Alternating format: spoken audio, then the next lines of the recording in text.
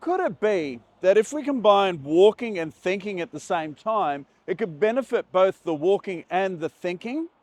There is a school of thought going all the way back to Aristotle that is called peripatetic thinking. And what that means is to think while you pace, like so. I'm going to look into that, create a research brief, plug it into AI, and that research brief as a video is going to pop out, I reckon, from that dog's mouth about now. Welcome to this explainer. Look, we've literally all been there, right? You're sitting in your carefully adjusted, super ergonomic chair, staring intently at a glowing digital screen, desperately trying to force your brain to focus on a complex problem. You're chained to your desk all day, and instead of a creative breakthrough, you're just left feeling completely and utterly exhausted. It's a universal frustration in modern knowledge work. Okay, let's dive into this, because it is a truly fascinating paradox. Why is it that when we desperately need a creative breakthrough, we sit perfectly still, yet our very best, most innovative ideas always seem to happen the moment we finally step away from our workstations? Well, it turns out there is a deep neurological and historical reason for this, and understanding it, it can completely change how we work. So here is our roadmap for the explainer today. We're going to cover 1. The sedentary trap, 2. The science of wandering, 3. Aristotle's moving classroom, 4. The cognitive alternator, 5. The walking meeting flaw, and finally, 6. A blueprint for better thinking. Let's get right into it. Starting off with Section 1, the sedentary trap, or the illusion of desk-bound focus. You know, in modern knowledge work, we've somehow equated stillness with seriousness and movement with distraction. But systemic screen fatigue is actively driven by this exact modern fusion of deep thinking with physical stagnation. This forced stillness isn't actually helping us. It's a trap. By demanding our bodies remain completely static while our minds work in absolute overdrive, we're basically leading ourselves straight into severe creative blockages and that deep, systemic screen fatigue that is sweeping across modern workplaces. Moving on to Section 2, the science of wandering, where we'll look at unlocking the brain's hidden networks. To fix this sedentary trap, we actually have to look to neurology. The solution lies in default mode network, or DMN, activation. Basically, this is a neurological state of relaxed attention triggered by mild physical activity. When your DMN activates, it allows your brain to subconsciously connect seemingly unrelated concepts and produce those brilliant aha moments. And here is an absolutely incredible fact from our research. You don't even need to be outdoors for this to work. No way, right? But just pacing back and forth in a completely blank room triggers the exact same creative mechanisms as a scenic stroll through nature. The physical act of walking itself is the trigger. Now, what's really interesting about this is the sharp contrast between two specific cognitive processes. First up, we have divergent thinking, which is open-ended, free-flowing, and generates multiple, diverse, and novel ideas.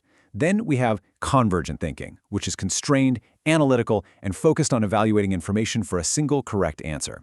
The absolutely crucial takeaway here is that movement specifically and drastically increases our capacity for divergent ideation. It is literally the engine for free-flowing thoughts. All right, Section 3, Aristotle's moving classroom and the ancient roots of peripatetic thought. It's super easy to think of this whole DMN activation thing as a brand new discovery, but actually, scratch that. It's the revival of an ancient tradition known as peripatetic philosophy.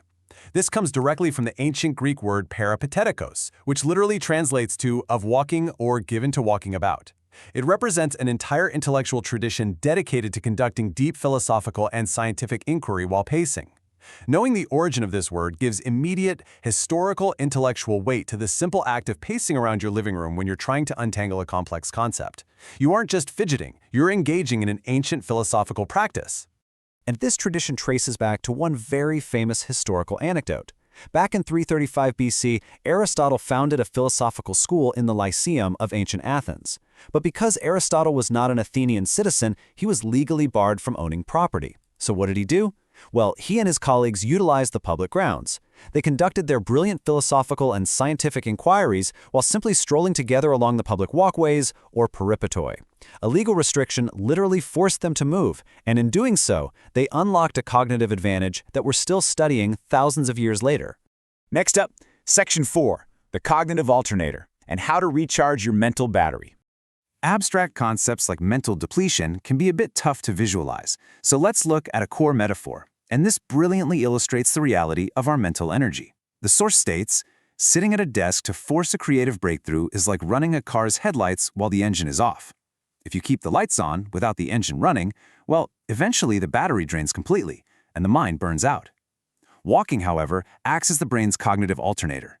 By engaging in mild, rhythmic physical movement, your body generates kinetic energy that actively recharges your mind's creative reserves. You're literally turning mechanical motion into a free flow of new ideas. It's a real game changer. But wait, there is a catch. Section 5, the walking meeting flaw, and a look at when moving actually kills creativity. So with the increasing awareness of screen fatigue, there's been this huge counter-movement to adopt the walking meeting.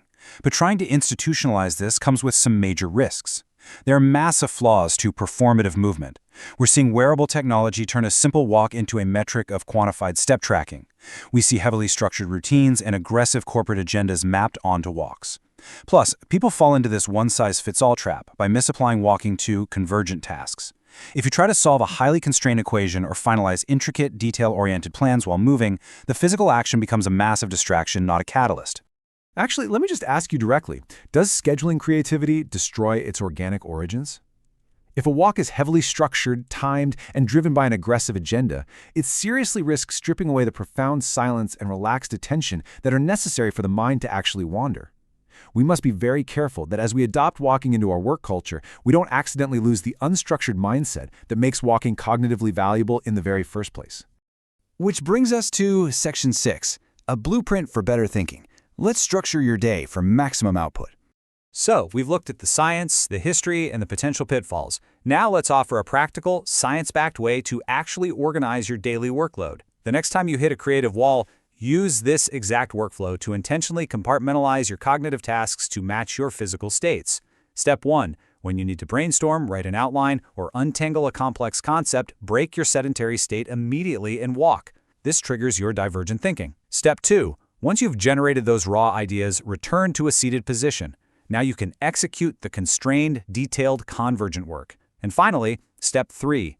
Capitalize on the residual creative boost. That creative energy lingers in the brain shortly after a walk concludes. This cycle not only optimizes your cognitive output, but it provides a natural, healthy escape from those digital screens.